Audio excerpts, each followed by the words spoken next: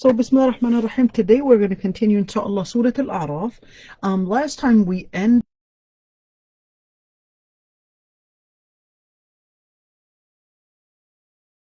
يقصون عليكم آياتي فمن اتقى وأصلح فلا خوف عليهم ولا هم يحزنون. So that about how the ayat are taking us slowly from speaking about the story of Prophet Adam alayhi salam, and then goes into that other development in where the relationship between Adam and evil, the relationship between Adam and of course Adam is this is a very important point to mention, that Adam is not a figurative figure, or is not a mythical figure to resemble human and mankind, but Adam is actually a real person. Adam is not whatsoever a mythical figure whatsoever. In fact, the Prophet Adam alayhi salam was actually mentioned not only in the ayat, but was also mentioned in the hadith as well, in where the Prophet salam even said how tall he is, and talked about some of the descriptions that he had seen and he had met, in fact, when he went on Laylat al-Isra wal Mi'raj. So this is in response. I know that unfortunately we had some, I would say, reputable Islamic organization that unfortunately had published an article that portrays Prophet Adam alayhi salam as a mythical figure, but later they corrected that, alhamdulillah. So that's one good thing when we actually have connections between the Islamic centers and the Islamic organizations and working together. All right, so وَالَّذِينَ كَذَّبُوا بِآيَاتِنَا, now it actually, the ayat will then unfold to take us into the ending and the implication of how man, that and also Adam and the children of Adam would relate to good and evil, and how they would relate to the words of Allah subhanahu wa ta'ala. So now it goes وَالَّذِينَ كَذَّبُوا بِآيَاتِنَا. So now it is putting in that ground. So what does it mean turning away from that point, which is where Allah subhanahu wa ta'ala that report, how they relate to haqq, how they relate to batil, how they relate to truth, how they relate to falsehood, and how they put it into practice. So then the ayah says, well, take on that image and understanding the result and the conclusion of how they related to it, and what the end is going to look like. وَالَّذِينَ كَذَّبُوا بِآيَاتِنَا, as for those كَذَّبُوا بِآيَاتِنَا. I want you to look at the word كَذَّبُوا بِآيَاتِنَا, because when you look at the word كَذَّبُوا بِآيَاتِنَا وَالَّذِينَ sorry about that. وَالَّذِينَ كَذَبُوا بِآيَاتِنَا وَاسْتَكْبَرُوا عَنْهَا. I want you to look at these two sides. So here's the first one, كَذَبُوا بِآيَاتِنَا. Sorry about that. وَالَّذِينَ كَذَبُوا بِآيَاتِنَا. This is the first segment. And then وَاسْتَكْبَرُوا عَنْهَا. So when the moment that you see the letter wa, this can also give you, one, just a plain addition, and two, it can also give you an information that it's a little slight change. It's a different item here. So what is the different item here? So كَذَّبُوا بِآيَاتِنَا is one whole block that they... Oh, sorry about that. I forgot that the microphone's a little far. And كَذَّبُوا بِآيَاتِنَا, so they had... What did they do? Well, they denied. كَذَّبُوا بِآيَاتِنَا, they denied the wordings, they denied the verses of Allah subhanahu wa ta'ala. وَاسْتَكْبَرُوا عَنْهَا. Now the other segment of it, وَاسْتَكْبَرُوا عَنْهَا, اسْتَكْبَرُوا عَنْهَا would tell us that this is the Aqidah part of it. This is when it relates to creed. They had denied the verses of Allah subhanahu wa ta'ala. They denied that these words are at all messages from the Lord Almighty. وَاسْتَكْبَرُوا عَنْهَا, in terms of action, in terms of one, action, the way they related to the words, the way they related to the verses, and two, istakbaru. The word istakbaru would actually mean two things here. So you look at the word, the root is kabura or kabura. Kabra means to have arrogance, to have pride, to see yourself as the focus of things, and your concentration is on yourself. That's to exaggerate your own self. And this exaggeration, when we look at the alif sin ta, the alif sin ta would mean istakbara. So they seeked to bring about pride to themselves. They seek to bring about that focus to themselves, as if they were actually. This is Surah Al-A'raf, ayah number 36.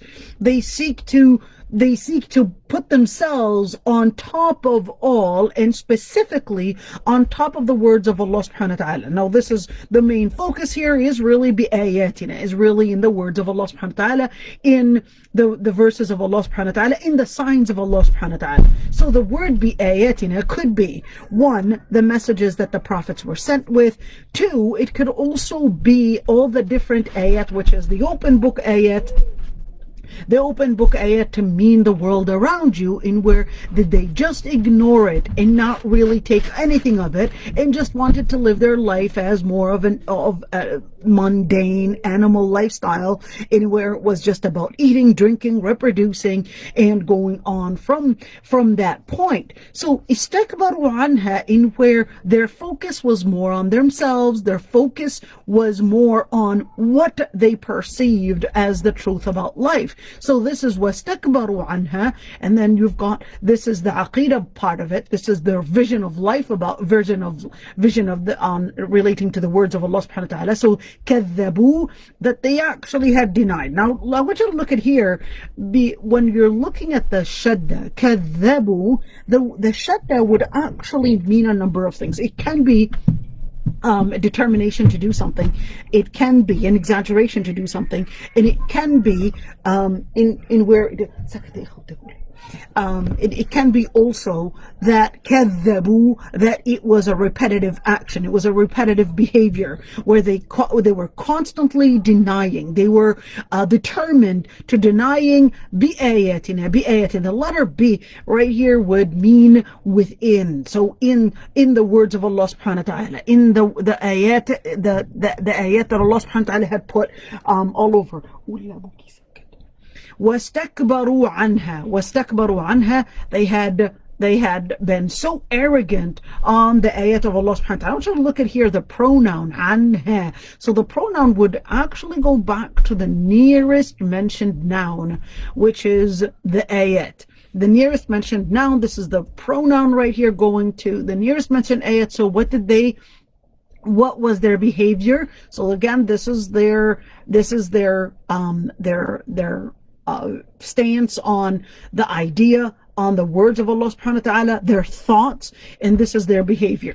So their behavior was to be arrogant, to ignore and consider themselves on top of all that. Ulaika ashabun nar. And I want you to, I'm going to stay on this one for a little bit, because when we actually talk about the different philosophies that surround us, whether we're talking about modern philosophies, or whether we're talking about, the Eastern or Western philosophies, all those different philosophies, there's always these two segments that make up a philosophy, in where, how does it view life? So that is, what does it understand, and how does it explain life?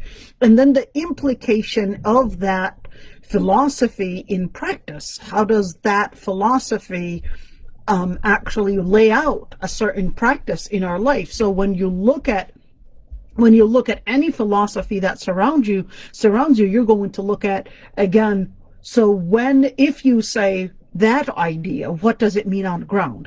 What does the practice mean? And how do we understand this philosophy in practice? Ulaika ashabun nar. Ulaika would mean those are. So who was it really talking about? Well, it's talking about those that did two things: those that denied, and those that were arrogant in behavior. Ulaika, those would be the ones, ashabun nar. So what if somebody were to do the other thing? The person did deny the words of Allah subhanahu wa ta'ala, but they had certain good practices. All right? they had certain good practices. How do we relate with these? In other words, does that also include them? What if the person did not practice, what if the person believed but did not necessarily practice? So that's a different story. So if a person believed, does that include them? All right. So if a person believed and they did not deny the words of Allah subhanahu wa ta'ala, but then istakbaru anha, but then they basically did not practice the words of Allah subhanahu wa ta'ala. They were too arrogant. They committed sin.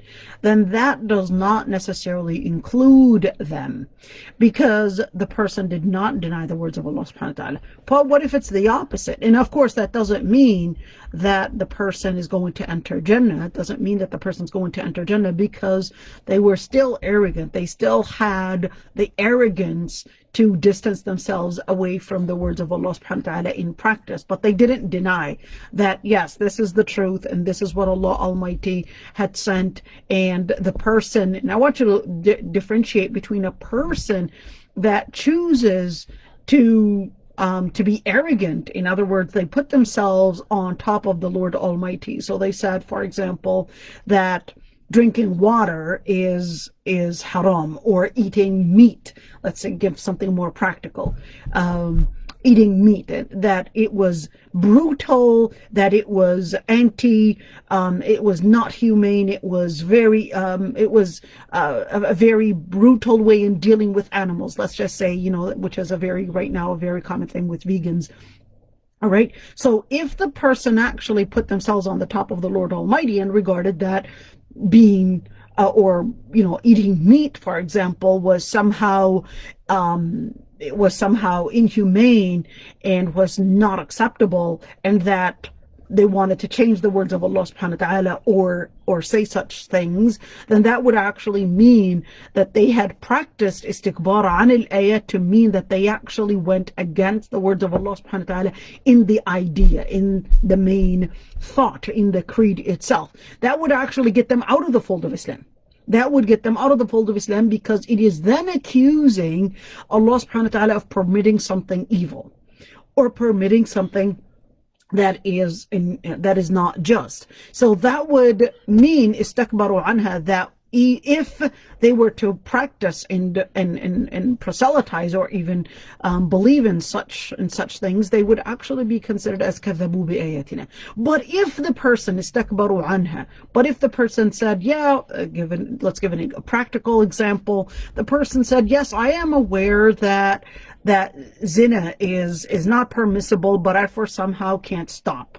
All right. That in that situation, the person is not practicing istikbar, is not practicing arrogance here, but is more practicing the sin, with still believing that Allah subhanahu wa ta'ala had sent the ayat, that Allah subhanahu wa ta'ala had regarded that such a behavior is not a good behavior, and therefore is an evil behavior, and that anybody that practices such an act is going to be held accountable. So in that situation, the person committing that sin is going to be held accountable for the practice, but that doesn't get them out of the fold of Islam. All right, so just to explain those two items. أُولَٰئِكَ أَصْحَابُ النَّارِ. So the people that have practiced, or the people that hold two different attributes, deny the words of Allah subhanahu wa ta'ala, were arrogant in their behavior to actually implement in their life the words of Allah subhanahu wa ta'ala. They implement the words in their life, the words in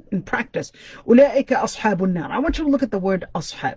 The word ashab actually means to be a friend of something, but it can also mean to be the dweller of something. So the word ashab can actually have variant meanings in Lugha Arabiya. It doesn't always mean to be a companion of someone. You can't necessarily be a companion of hellfire, but here ashab can also mean that the person has become a constant part of a particular thing. So if we were to say, for example, ashab al-safina, or we would say ashabun nar, or ashabul jannah, it's not that they were companions to that, it's that they were constantly or they were at close relations. They were always relating to that item, that they became as if they were accompanying that place. So here, nasallallahu al-afwa al-afiyah, that these people have actually become dwellers of hellfire, that it became the place to accompany them. They became the ones to be part of the ones that are known of being the dwellers of hellfire. نسأل الله العفو والعافية. هم فيها خالدون. هم فيها خالدون. The word خالدون would mean that they would be always there. Now we're trying to look at the word خالدون because there were a lot of confusions. There were a lot of confusions whether they are there, but like a temporary moment, or whether they were going to be there forever. And it's really important to mention that the word خالدون would actually mean that they would be there forever. They would actually be the dwellers of hellfire forever, and that would be the position that they would be living in for the rest of their life right there. Now, when we look at the word khalidun, so I'm just going to take you just a little bit right there. When we look at the word khalidun, this is in order to help us see that khalid, when a person is khalid in a specific place, that means that they will be living there forever. So when we look at labithina fiha ahqaba, when we look at the word labithina fiha ahqaba, that doesn't mean that it's just going to be a couple of 80 years or a couple of 100 years, but it would actually mean that they will be there forever. They will be dwellers. They will be there forever. They will be living in there, and it would be their destination eternally. And this is really important to mention, that it would be their eternal destination. It would be something that they will be. It would be the place where they would be dwelling in forever and ever. In other words, it will never be any changing of that destination, and they will be the ones to dwell in there, whether it is the people of Jannah or the people of hellfire. And eventually there are some that will actually be coming out of hellfire. There are some, after taking their amount of torture or their amount of punishment in hellfire, but in the end is that those that had istakbaru, those that actually lived to deny the words of Allah subhanahu wa ta'ala and lived their life distant away from Allah subhanahu wa ta'ala, they will be the ones to stay there eternally. Now, to continue, فمن أظلم ممن افترى على الله كذبا أو كذب بآياته. I want you to look at right here, because this is actually relating a number of different things. فمن أظلم, من أظلم. This is not necessarily an inquiry, but this is more of giving that expression in where فَمَنْ أَظْلَمُ. It's for you to realize, it's for you to answer, is there a bigger sin? Is there a bigger let me say a bigger what is the word that we could use in where a person that is what you yourself have actually committed and what you had acknowledged. So here, فَمَنْ أَظْلَمُ مِمَّنْ افترى على الله كذبا. And he's here right now bringing in that question. It's like, what is there at all a bigger dhulm? What is the word dhulm? When we look at the word ظَلَمَ, the word ظَلَمَ would mean to transgress a certain limit. ظَلَمَ would mean to transgress a certain limit in where, when a person is transgressing that limit, they're not only transgressing the limit that Allah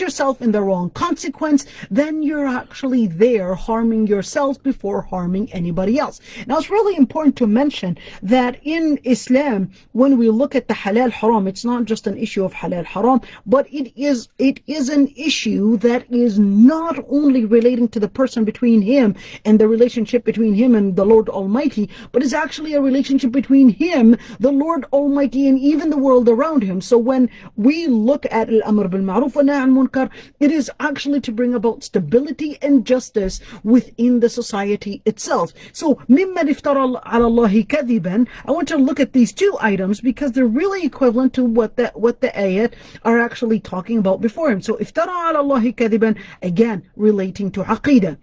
أو كذب بآياته, again relating to action. So it is again, remember آمنوا وعملوا الصالحات, that's exactly that equivalent again. You could see the pattern throughout all the ayat in where there's always the side that's focused on the faith itself and of course their action, their behavior and how they're related to these words. And here it is again, فَمَنْ أَظْلُمْ مِمَّنْ افْتَرَى عَلَى اللَّهِ كَذِبًا. The word iftara is to bring about a blasphemy, to bring about a blatant lie. عَلَى اللَّهِ كَذِبًا, and denied and brought about a blatant lie on Allah subhanahu wa ta'ala, in where they brought and made up words on Allah subhanahu wa ta'ala and attributed to the Lord Almighty. When we speak about attributing the words to the Lord Almighty, whether the person attributed a belief in who God is or what God is, or whether the person attributed truth or said that or claimed that a particular behavior is actually the right thing to do and that's what they are seeing that God Almighty wants of people, that in itself is actually iftira ala Allahi kadhiban. That is claiming and bringing about and introducing blasphemy on the Lord Almighty, which he himself did not actually introduce or did not actually mention. أو كذب بآياته, or كذب بآياته, and I want you to look at the word كذب بآياته, and denied. The word كذب, again, there's the shadda in where it is where the person is كذب. They're doing a repetitive, constant denial in the verses of Allah subhanahu wa ta'ala. I want you to look at here because كذب بآياته. So is it just, when you look at كذب بآياته, is it just a word that they were doing?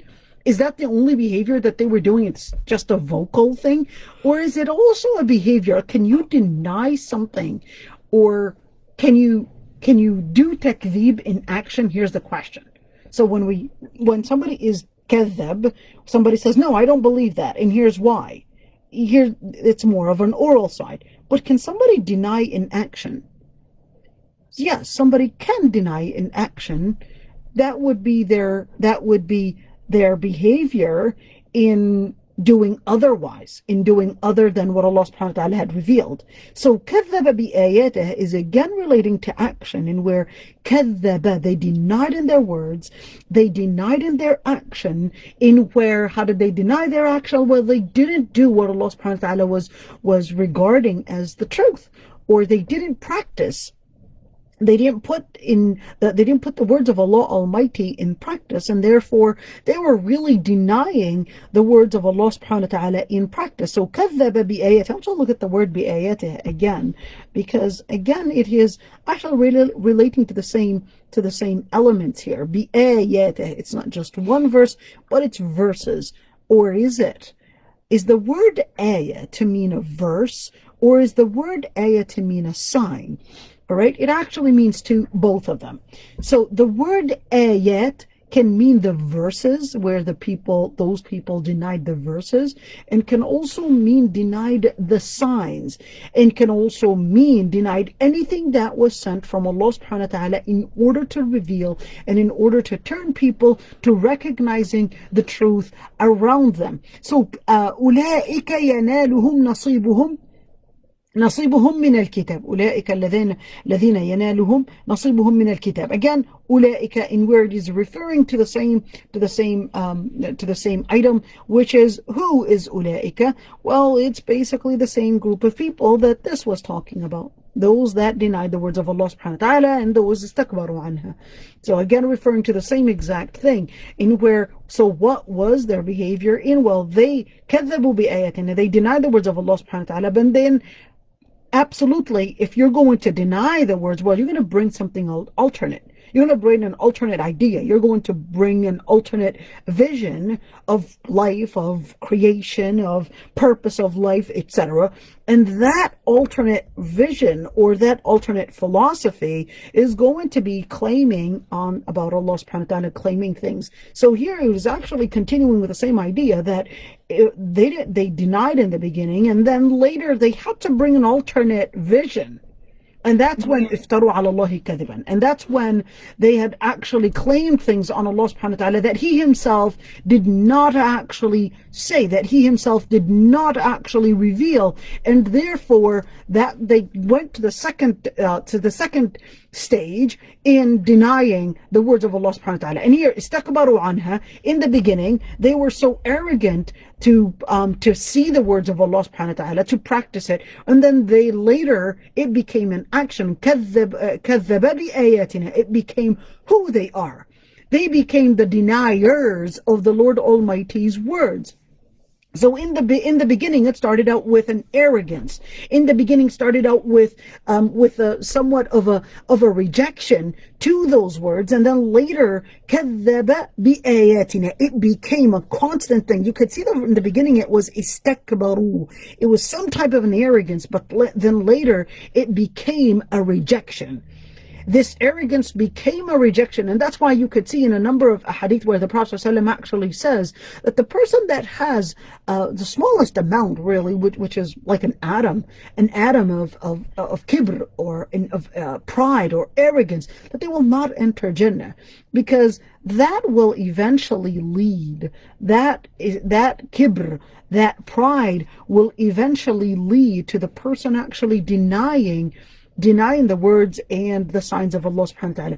أُولَٰئِكَ يَنَالُهُمْ نَصِيبُهُم مِّنَ الْكِتَابِ. Those are the people that they will also get nasibuhum. I want you to look at the word nasib. So, يَنَالُهُم. The word يَنَالُهُم, yanal means to get out of him. In other words, to touch, to prick. Yanaluhum, they will get an amount of. So in other words, it's like they have a share, they've got an amount. Nasibuhum. Nasib, the word nasib would mean a share. So in other words, it will take it from them. Yanaluhum, it will pull it, it will take it from them. Nasibuhum, their share. Min al-kitab. What does min al-kitab have to do with anything here? So min al-kitab means from the book. So what book is it really talking about? So yanaluhum nasibuhum min al-kitab, yanaluhum nasibuhum min al-kitab means that they will get a share from what was. Now scholars had different opinions on whether al-kitab is referring to al-lawh al-mahfuz or whether it's referring to al-Quran. Wait a minute, those are two different things here. What's the difference?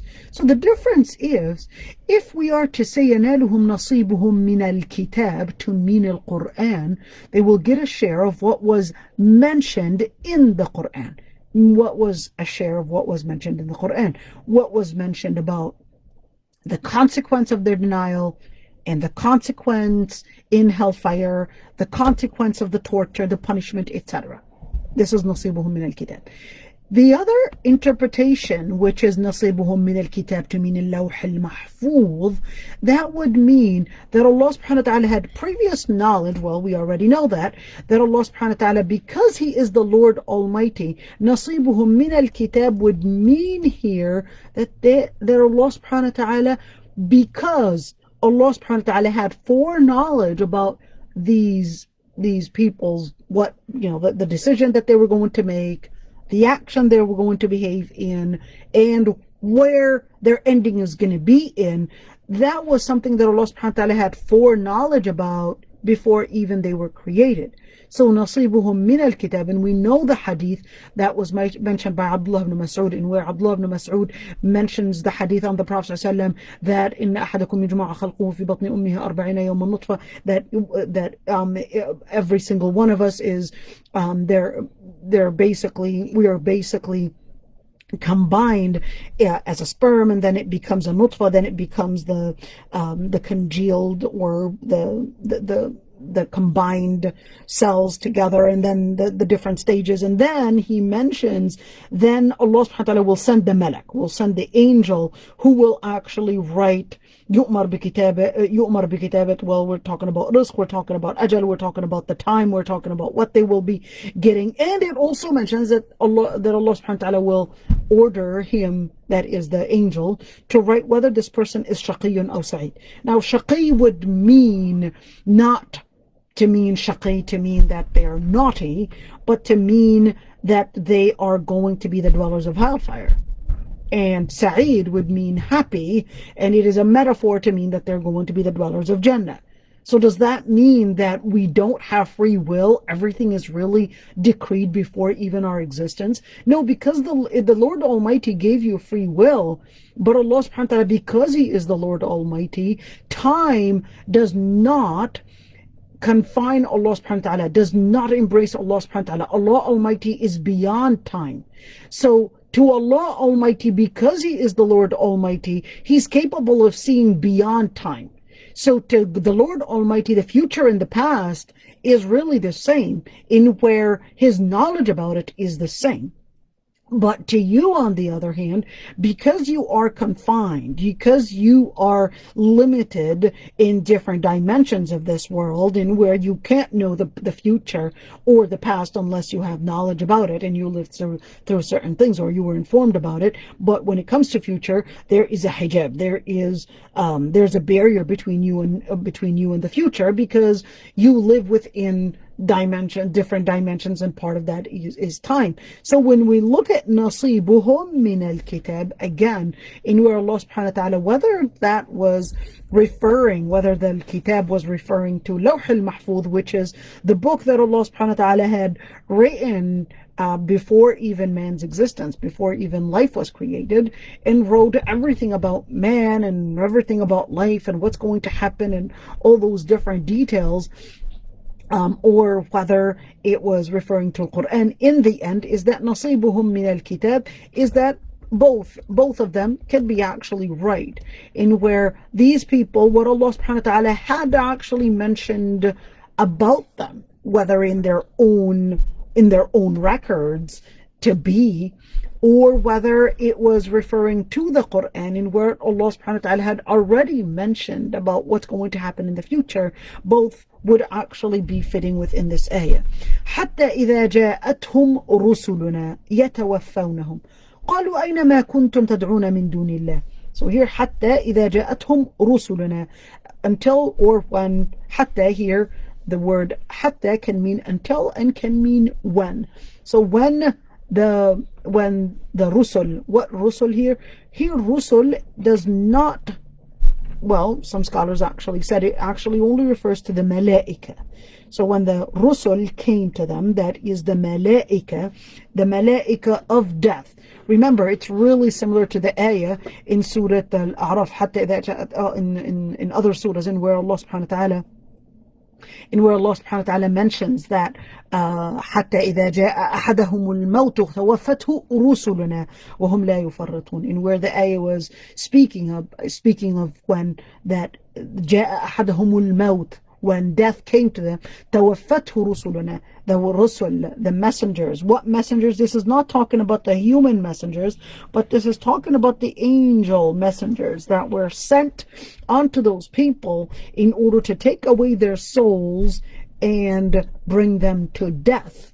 And of course, we know, as in Surah Al-Hadid, as in Surah Qaf, in where Allah subhanahu wa ta'ala actually says, فَبَصَرُكَ الْيَوْمَ حَدِيدٌ, now you're actually able to see everything, and that there are no barriers that are keeping you from seeing the unseen. So the person that is dying can actually see the malaika, can actually see the jinn, and right now there are no barriers, because they have become part of the unseen. They have become part of the unseen, in where they're able to see. Their soul has become part of the ghaib itself. So there's the ghaib, the unseen, the world of the unseen, and there is the life, the dunya that we're living in. So il-ghaib, when the person is dying, their soul becomes becomes part of al-ghaib, and because their transition to become part of al-ghaib, that's when they start seeing the malaika, they start seeing the shayateen, they start seeing the jinn, etc. So here, إِذَا جَاءَتْهُمْ رُسُلَنَا, so the first interpretation is that rusul here means the angels of death, and other scholars said جَاءَتْهُمْ رُسُلُنَا to mean the prophets and the messengers, like Musa, Isa, etc. They were the prophets that came to them, and then they brought them the message. But the preponderant is that جاءتهم رسلنا يتوفونهم, that those are the rusul, the angels of death, that is يتوفونهم, which is really equivalent to the ayah إذا جاء أحدهم الموت توفته رسلنا. So here the angels of death, they would come to them, يتوفونهم, they would bring them to death. قالوا أينما كنتم, they would say أينما كنتم تدعون من دون الله, where is أينما كنتم, where is all that you had claimed? And you, now here's the word tad'un. Tad'un would mean to worship, and tad'un to mean to invoke. So where's all that what you used to worship outside of Allah subhanahu wa ta'ala, other than Allah subhanahu wa ta'ala? In other words, you associated partners with Allah subhanahu wa ta'ala. This is the first interpretation. أَيْنَمَا كُنْتُمْ تَدْعُونَ مِن دُونِ اللَّهِ, those that you invoked other than Allah subhanahu wa ta'ala. So when we look at tad'una, can also mean tad'un can also mean what you claim to be in gods other than Allah subhanahu wa ta'ala. So again, three things. It can mean تدعون من دون الله. It can mean, one, in where it's talking about the divinity of the Lord Almighty, in where what they had claimed to be divine outside of Allah subhanahu wa ta'ala. That's the first interpretation for tad'un. The second one, in where it is تدعون من دون الله, means to pray. It is to pray to other than the Lord Almighty. The other tad'un would mean to invoke other than the Lord Almighty. So whether we're talking about tad'un, any of these would in the end mean that they were actually invoking the Lord Almighty other than the Lord Almighty, in which is what gives more detail. And what does it mean, كذبوا بآياتنا?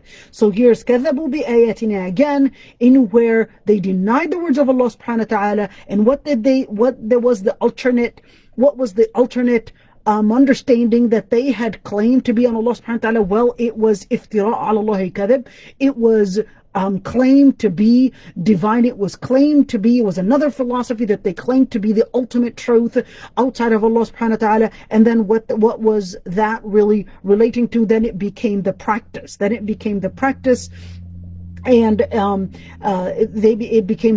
that they had actually attributed, whether min dunillah, whether they put it that they were the center for truth, or whether they had attributed that other things, other philosophers, other gods, other deities to being on top, or to being the center for information, was going to be fitting with these ayat. So you could see how it is really relating also with the philosophies that we're living in today. They denied the words of Allah subhanahu wa ta'ala, so they invented new philosophies and attributed to the good Lord Almighty. It doesn't have to be necessarily the Lord Almighty. So even atheism doesn't believe in God, but they will still attribute that is the truth about life. And that is another form of tara ala Allahi kadiban, because then you're going to say, well, God doesn't exist, and here's my alternate understanding, or my alternate explanation of life, and an alternate explanation of the purpose of life and what it means, whether it's existentialism or other philosophies. قالوا ضلوا عنا. So those that قالوا, their response when they were asked أينما كنتم تدعون, where are the things that you had or you were worshipping? So they just responded and said ضلوا عنا. The word ضلوا can mean to be distant. So ضلوا عنا means they distant away from us. ضلوا عنا, they distant away from us. Or ضلوا عنا means they deluded us as well. It can also mean ضلوا عنا, deluded us. ضلوا عنا, deluded us, and they were even more deviant. وَشَهِدُوا عَلَىٰ أَنفُسِهِمْ أَنَّهُمْ كَانُوا كَافِرِينَ. Shahidu, and of course now this is more of a trial. You could see now this is more of a trial in where they were now brought to death, and it's really important to see how it takes us, it takes the ayat, we're also taking us into the different stages. This is another interpretation, is that فَمَنْ أَظْلَمُ, that this is the report, مَنْ أَظْلَمُ مَنِ افْتَرَىٰ عَلَى اللَّهِ كَذِبًا, who is there anybody that has committed a bigger transgression than those that had claimed or attributed or brought blasphemy on Allah subhanahu wa ta'ala. And that when we're talking about the chronology, and considered that the chronology of it, that first they denied, then they lived their life based on that, and then the scholars that had said that this is actually Al-Lawh al-Mahfuz said the other chronology is that it's relating to now al-akhirah. Now this is the beginning, this is how they lived their life, and then the akhirah. In the akhirah, this was the consequent. They would now have what was written about them, the report that Allah subhanahu wa ta'ala had already had pre-knowledge about, is right now becoming that side that they will see with their own eyes, that Allah subhanahu wa ta'ala was going to be aware of what decisions that they were going to take. And then the final one, حَتَّى إِذَا جَاءَتْهُمْ رُسُلُنَا, when they had received death, so when they received the angels of death. And then that's when in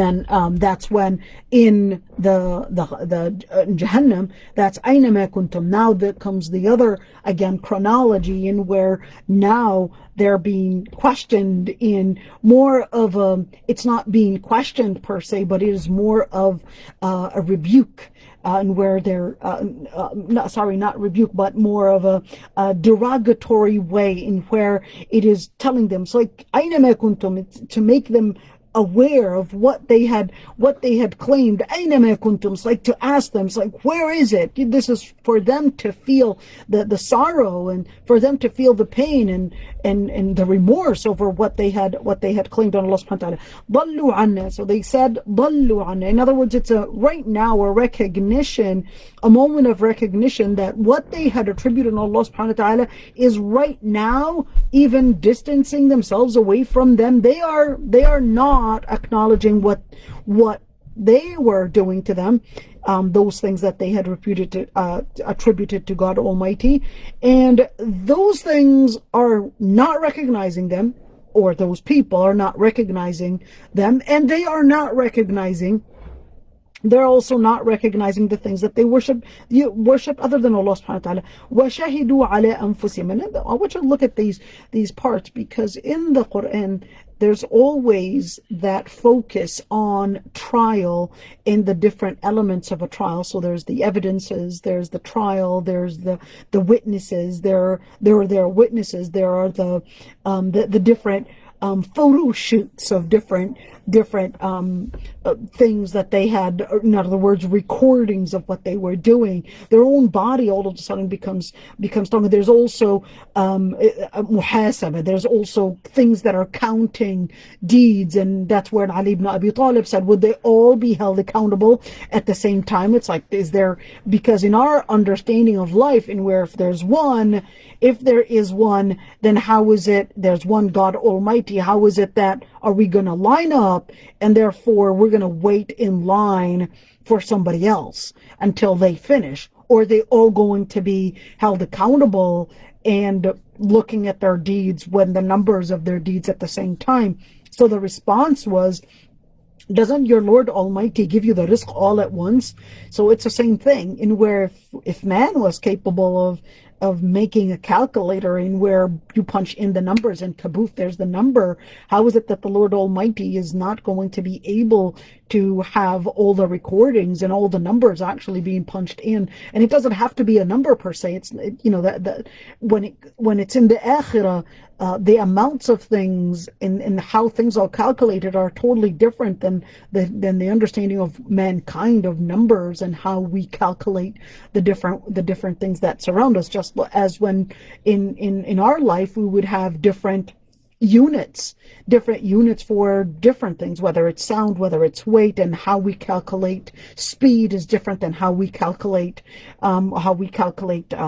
weight, for example, and we use different measurement tools. That's the same thing in the akhirah, in where there are different measurement, there are different units, there are different ways to measure deeds, there are different ways to measure intentions, different ways, and even when it comes to the implication of how that later is transferred into probably the sweat, or probably into a deed, in where somebody can share the deed, or somebody or maybe even during crossing the Surat al-Mustaqim, and the deeds all of a sudden transfer into velocity, and then the deeds at different points, they would actually transfer into even nur, or darkness. So different times you could see that our understanding of how we weigh different elements, or how we weigh different items in the akhirah, it's absolutely different. It's totally different. So we can't necessarily use the same concepts that we have in this dunya to understand the akhirah and think that, okay, this is how my imagination would be, my imagination of what hisab looks like, or my imagination of people lining up, etc. That's not necessarily how the things are, how in the akhirah things would be. وَشَهِدُوا عَلَىٰ أَنفُسِهِمْ شَهِدُوا عَلَىٰ أَنفُسِهِمْ, they became witnesses on themselves. أَنَّهُمْ كَانُوا كَافِرِينَ, the final report, they themselves had actually become the ones to bring about the final report on themselves. What is the final report? Well, they were the ones to actually bring about the final report and actually say the final trial that they were actually kafirin. I want to look at the word kafirin, because the word kafir, we need to go back to those verses right there, and where what makes a kafir? Now we would know that the word kafir, so it would actually include the different elements. The word kafir can include, number one, so they denied the words of Allah subhanahu wa ta'ala, and then their actions spoke otherwise. Then they had claimed things on Allah subhanahu wa ta'ala. That would all equal the word kafir. Okay, I want to look at all those different elements. So these different elements, although they would explain one another, is what really makes a kafir, where they rejected the words of Allah subhanahu wa ta'ala, they lived a different life, they claimed truth to be other than what Allah subhanahu wa ta'ala had mentioned, or what Allah subhanahu wa ta'ala had sent with the prophets and the messengers to reveal what truth is. So qala dukhulu, qala, is this the Lord Almighty speaking, or is this the malaika, to mean khazin an-nar? قال دخلوا في قد خلت من قبلكم من الجن والإنس في النار كلما دخلت أمة لعنت أختها حتى إذا اداركوا فيها جميعا قالت أخراهم لأولاهم. I'm going to stop right here. قال دخلوا. So then قال, so here you could see that it didn't really mention the subject. It didn't really say who it was. So that's why scholars had different opinions, whether it is the Lord Almighty or whether it is the guard of hellfire. In the end, udkhulu. Udkhulu means enter. Now, fi umamin. Now the question is fi umamin. In Lugha Arabiya, the word fi, in English it would mean in. All right? But the word fi can also mean ma, can also mean with. So here, udkhulu fi umamin, it can mean with, and it can also mean the type of with where the fi comes in, the fi which is in, so that they're not only with, but they had become a part of the different nations that had come before them, from il-jinn, from the jinn, and also from the humans, that they would enter finnar, they would all dwell in hellfire. نسأل الله العفو والعافية. كلما دخلت أمة, the word كلما meaning every single time a group comes in, دخلت أمة, every single time a nation or a group of people, they would enter hellfire, the other coming in group would curse أختها. I want you to look at the word أختها, because أختها would mean its sister. In other words, every nation that would come in, it would curse the nation the other nation that came in with it or that came in after it. All right. And why were they cursing each other? And why did it say sisters? So here, this is talking about sister to mean the sister in the sister to mean the family. In other words, they had the same behavior. They shared the same culture. And what we're talking about culture here, it's not a culture of how people eat and drink and etc. But it's actually a culture of one, rejecting faith, rejecting what Allah subhanahu wa ta'ala had sent. Two, and because they rejected, they had their own life. They had their own understanding of how to practice an alternate practice other than what Allah subhanahu wa ta'ala had set. And this is really similar to how Allah subhanahu wa ta'ala actually talked about Prophet Nuh alayhi salam. And when Allah subhanahu wa ta'ala had mentioned Prophet Nuh, when Allah subhanahu wa ta'ala mentioned Prophet Nuh, when Prophet Nuh alayhi salam in the surah, that he was looking at his son and he saw that the waves were now becoming those big, huge barriers that were distancing him away from his own son. But then he cries out to the Lord Almighty and says, Inna bini min ahli, my son is part of my family. But then the Lord Almighty responds, Innahu laysa min ahlik, he's not from your family. And the explanation was given, Innahu amalun ghayru salih, it is not a pious action. In other words, when we're looking at sisterhood and brotherhood and familyhood in Islam, it's not based on blood relations, but it is actually based on the actions, the belief that somebody was taking, the belief that somebody had embraced, and the actions that they were practicing. So here, same thing with the dwellers of hellfire, in where la'anat ukhtaha, they were cursing their sisters. It was la'anat ukhtaha. So why not his brother? Why sister? So that has nothing to do with female issue, but this is more of the feminine for the word ummah. The word ummah is actually a feminine in Arabic. There's the masculine and feminine nouns. So this is in kind of like French. There's the masculine and a femina. Very similar to that. So here, ukhtaha to mean the ummah, the nation, has nothing to do with women. All right, this is just a feminine noun right here. So this is referring to that nation, has nothing to do with women. Hatta idha daraku fiha. So hatta, until, or when. Again, the word hatta can mean until or when. إذا اداركوا فيها. Idaraku means once they gathered, once they all joined, once everyone was in it. جميعا, and of course جميعا, they all were in the hellfire now. قالت أخراهم لأولاهم. So the later then told those that came after, or the ones that came before, ربنا هؤلاء. Now here's a question. So they said, so the first one said to the other one, now there's some, you would expect that they're going to say something. We're going to hear the conversation of what the ones that dwelled in first are going to tell, what they were going to tell, or at least lash out on the ones that came after them. But that's not actually what the conversation looks like here. What did they say? ربنا هؤلاء. They invoked the Lord Almighty and said, Oh Lord Almighty, or Lord Almighty, those are the ones that adalluna, those are the ones that deluded us, the word, or they distanced us. Now the word dalla can mean to distance, or it could also mean to delude. Adalluna, those were the ones that distanced us. Fa'atihim, so fa'atihim, so bring them. So fa'atihim, give them or bring them. Adhaban ضعفا من النار. Adhaban, like a torture that is even double the torture. Now when we look at the word double, it doesn't necessarily mean double to mean twice the amount, but it could also mean a lot of that amount. In other words, an increased amount of what torture and what punishment we were getting. قال لكل ضعف. The Lord Almighty responded. He said each one is going to get a doubled amount. A doubled, again, not an issue of multiplication here, but in other words, not twice the amount, but each one is going to get an increased amount of that torture. ولكن لا تعلمون. But ولكن لا تعلمون, they did not have any idea.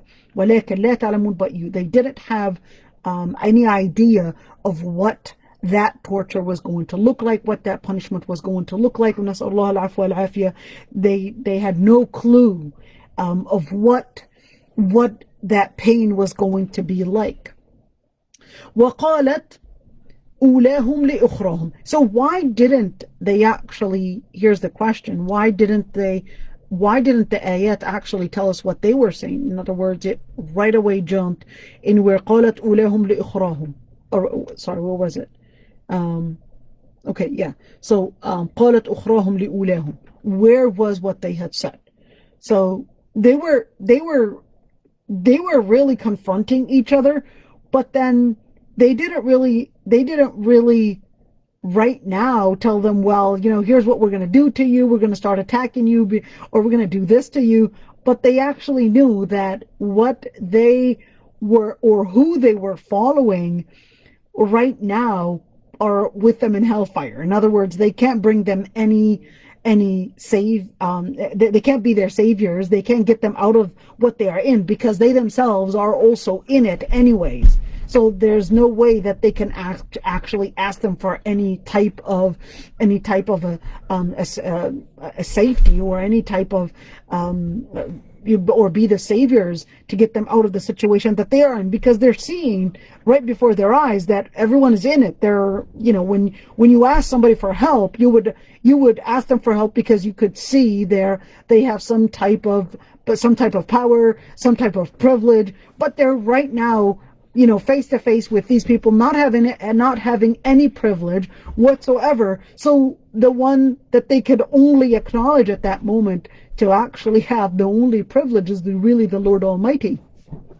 They're right now coming to a recognition with their own selves that there's no way to turn to them. So they would turn to the Lord Almighty and say, what, punish them an extra punishment.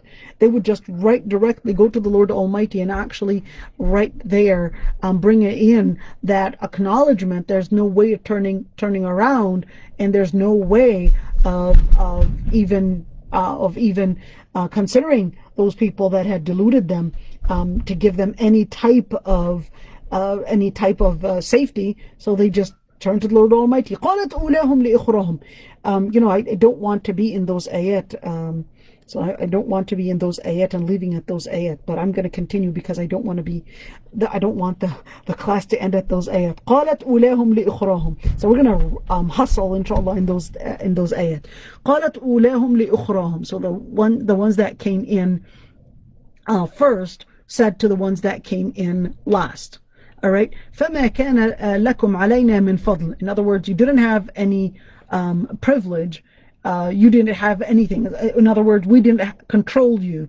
We didn't have any power over you. فَذُوقُوا الْعَذَابَ بِمَا كُنْتُمْ تَكْسِبُونَ. In other words, now they're turning their backs on them, even though they were the ones that gave them the privilege. They were following them, and you won't be a leader unless you have people that are supporting you to be the leader. So right now the leaders themselves are telling us, we didn't really have that privilege. You were the ones to give us the support, and your support is what made us be who we are. فَذُوقُوا الْعَذَابَ مَا كُنْتُمْ تَكْسِبُونَ. Now, whatever you had done. In other words, taksibun would mean what you had previously committed, then you're going to dhuqu, taste. The word taste, even though they're not going to taste it with their tongues, but in Lugha Arabiya, the word taste can mean to feel. Okay, فَذُوقُوا الْعَذَابَ بِمَا كُنْتُمْ تَكْسِبُونَ. Now they're telling them, well, taste the torture, taste العذاب, taste the pain for what you had committed, what you had already committed. إِنَّ الَّذِينَ كَذَّبُوا بِآيَاتِنَا وَاسْتَكْبَرُوا عَنْهَا. And again, remember when we talked about the previous ayat. So كَذَّبُوا بِآيَاتِنَا again relates to aqidah. وَاسْتَكْبَرُوا عَنْهَا relates to their action. They were arrogant from applying the words of Allah subhanahu wa ta'ala. لَا تُفَتَّحُ لَهُمْ أَبْوَابُ السَّمَاءِ. The heavens would not open to them. And it's really important to look at this ayah, because does that mean, by definition, if the people that had rejected the words of Allah subhanahu wa ta'ala and were arrogant to apply the words of Allah subhanahu wa ta'ala, if لا تفتح لهم أبواب السماء, then the heavens, the skies would not open to them, then that would actually mean, by definition, those that would embrace the words of Allah Almighty and those that apply it, then the heavens would open up to them, and which is really very similar to the ayat in Surah Al-Fajr, where Allah subhanahu wa ta'ala, when in the ayat, يا أيتها النفس المطمئنة ارجعي إلى ربك راضية مرضية فادخلي في عبادي. Now here the sounds of the malaika, the words of the malaika, the congratulations from the malaika are coming from the heavens and telling them ادخلي ارجعي إلى ربك راضية مرضية فادخلي في عبادي وادخلي جنتي. Now this is, the song singing to those that are, on the other hand, those that were believing in Allah subhanahu wa ta'ala, and those that were practicing the words of Allah subhanahu wa ta'ala, and how they would have the doors of the heavens opening to them. On the other hand, those that كذبوا بآياتنا, those that rejected and those that practiced other than what the Lord Almighty had said, لا تفتح لهم أبواب السماء. The heavens, the doors of heavens are not opening up for them. وَلَا يَدْخُلُونَ الْجَنَّةَ. Not only when they die, the doors of heavens do not open up to them. وَلَا يَدْخُلُونَ الْجَنَّةَ. In the consequence, the eventually, لا يدخلون الجنة. They would not enter الجنة. They would not enter Jannah حتى يلج الجمل في سم الخياط. I want you to look at the word حتى يلج. So until يلج, until الجمل. Now scholars have different opinions on the word الجمل. Is it the actual jamal to mean the camel, or is it the jamal, which is the rope that sailors use? I'm not sure what it's called, if it has a special name, but the rope that sailors use in order to connect it with, I forgot what that thing is called, that they would throw it in the sea to keep the fish, or not the fish, but to keep from the boat from sailing off with the currents. حتى يلج الجمل في سم الخياط. So is it the camel, or is it that rope that enters في سم الخياط? سم الخياط is basically the little hole in the needle. So is it until the camel enters the little hole in the camel, in the needle, or is it until the rope, the sailor's rope, enters the hole in a needle? Regardless of whether it's the camel or whether it's the rope, both are actually impossible to happen. So just as it is impossible that the rope, the sailor's rope, would enter the hole in a needle, just as that would be impossible, the same thing, it would be impossible, logically, rationally, it would be irrational that such a rope would ever enter the hole inside a needle, just as that would be impossible to happen. That's the same thing in where the ayah is saying that it's impossible that they would ever leave hellfire. In other words, they will be there eternally. خالدين فيها وكذلك نجزي المجرمين. Thus and therefore كذلك, and that is how نجزي المجرمين. نجزي would mean نجزي, that would be the jaza, that would be the result of their own, the result, or al-jaza, or the punishment as a result of al-mujrimin. I want you to look at the word al-mujrimin, because the word al-mujrimin, Hadaifa has a question. Did the class open the door? Did the class open the door? The clouds. Did the clouds open the door when the mu'mineen are going to when the mu'mineen are going in the skies, you mean? Yeah. Okay. That's a hard question. So no, because the clouds, when the heavens, when the skies are open for the mu'mineen, it's not that you're going to see the clouds opening.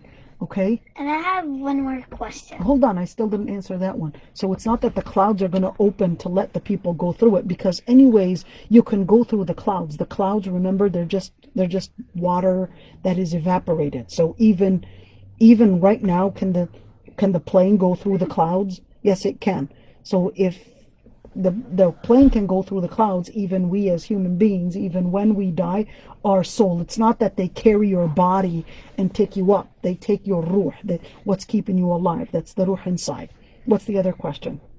The shaitan don't open the Jannah? The shaitan won't go to Jannah.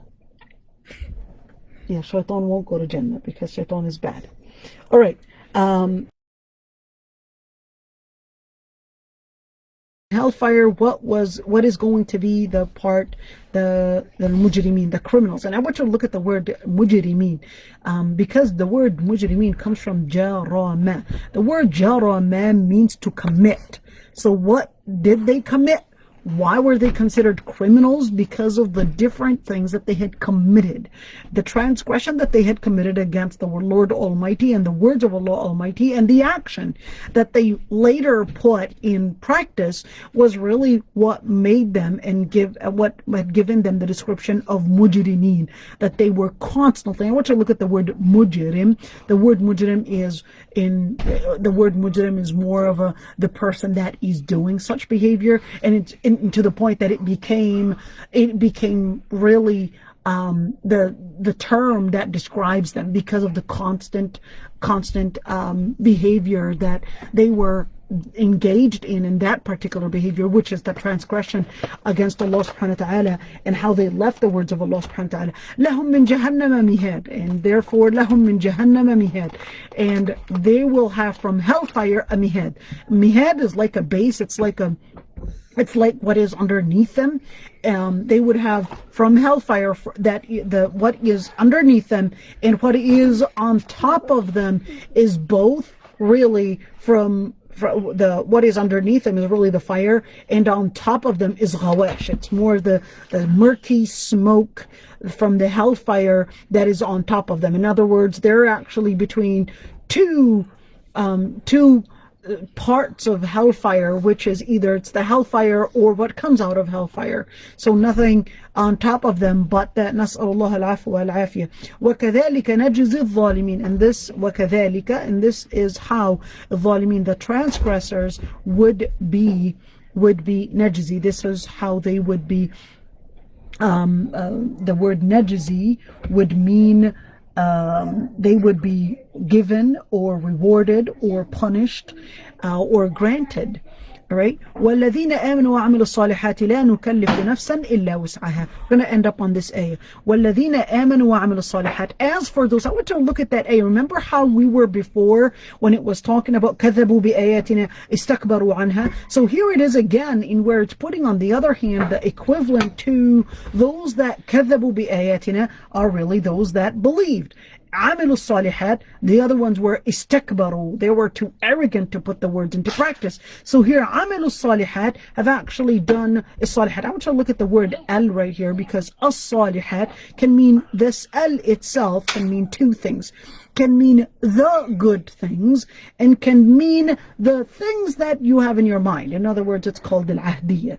What do we mean by al-ahdiyya here? To mean the things that Allah subhanahu wa ta'ala had regarded as good. Right? So when Amilu Salihat, they were doing the pious things. What pious things?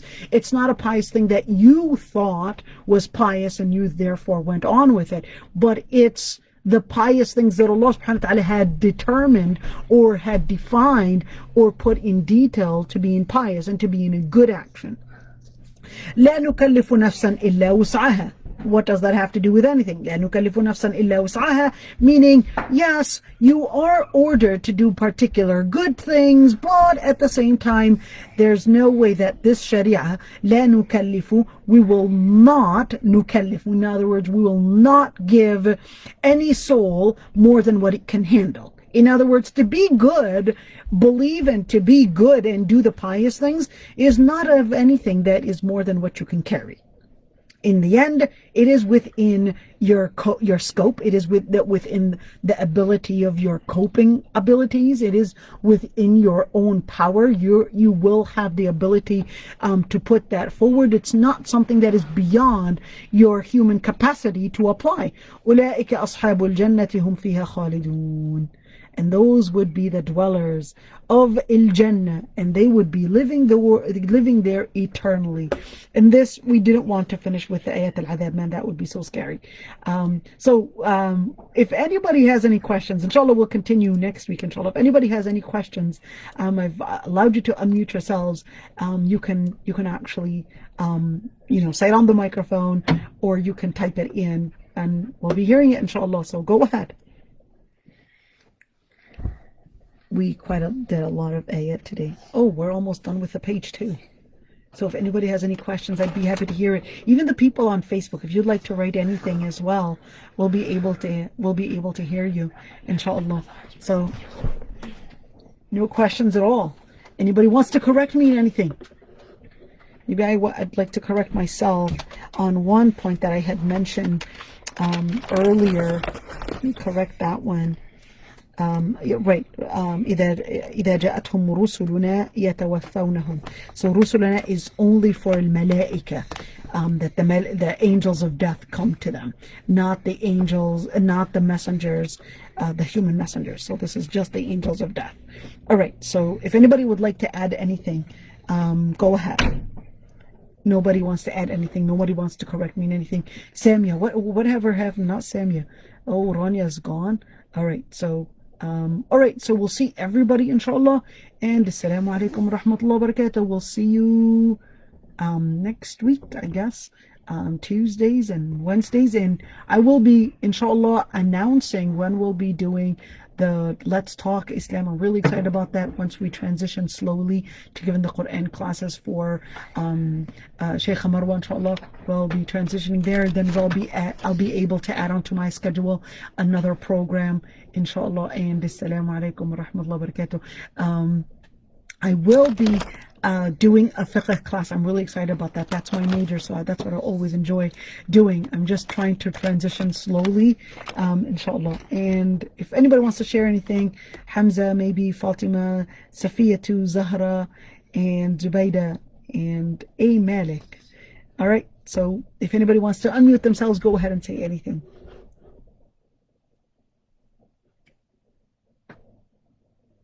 All right, we'll see you all, inshallah, next week. Assalamu alaikum wa rahmatullah. Oh, somebody said something. Oh, wa iyyakum. All right, assalamu alaikum wa rahmatullahi wa barakatuh. بابي درس